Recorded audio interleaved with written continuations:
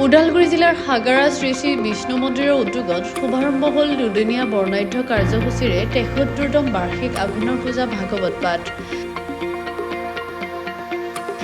দেউৰীয়া ভাস্কৰজ্যোতি শৰণীয়াই পূজাবেদী স্থাপন কৰা অনুষ্ঠানেৰে আৰম্ভ পূৰ্ণ অনুষ্ঠানত মন্দিৰৰ পতাকা উত্তোলন কৰে শ্ৰী শ্ৰী বিষ্ণু মন্দিৰৰ সভাপতি ভাবিত শৰণীয়াই। ধৰ্মধ্বজা উত্তোলন কৰে ওদালগুৰি জিলাৰ সাহিত্য সভাৰ প্ৰাক্তন সভাপতি পুনুৰাম কলিতাই। স্মৃতি দৰ্পণ কৰে বিষ্ণু মন্দিৰৰ উপসভাপতি ৰাণা শৰণীয়াই। গছপুলি ৰোপণ কৰে অৱসৰী শিক্ষক বুলেন ডেকাই। ভাগৱত ক্ষেত্ৰ উন্মোচন কৰে সদৌ অসম শৰণীয়া ছাত্ৰ সন্থাৰ প্ৰাক্তন উপদেষ্টা তপন চন্দ্ৰ ডেকাই।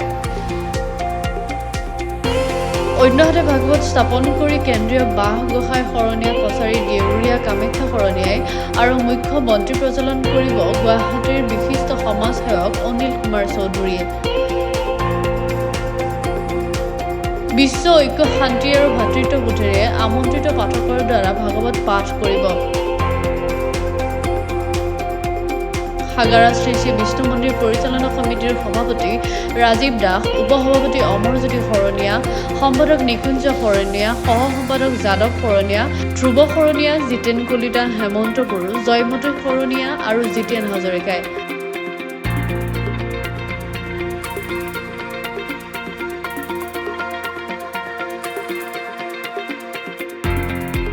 এইটোৱে খাগৰা শ্ৰী বিষ্ণু মন্দিৰৰ অনুষ্ঠিত ভাগৱত পাঠৰ অনুষ্ঠানত মই ভাগৱত ক্ষেত্ৰৰ উন্মোচক হিচাপে অংশগ্ৰহণ কৰিলোঁ।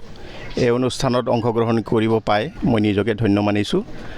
মই এই ভাগৱত পাঠৰ অনুষ্ঠানৰ যোগেদি যি অঞ্চলটোৰ শান্তি শৃংখলা বজাই ৰাখি এখন আধ্যাত্মিক সমাজ সৃষ্টিৰ যি সমাজ গঢ়াৰ যি লক্ষ্য খাগাৰাৰ যুৱ চামে গ্ৰহণ কৰিছে, মই তেওঁলোকক ধন্যবাদ জনাইছোঁ।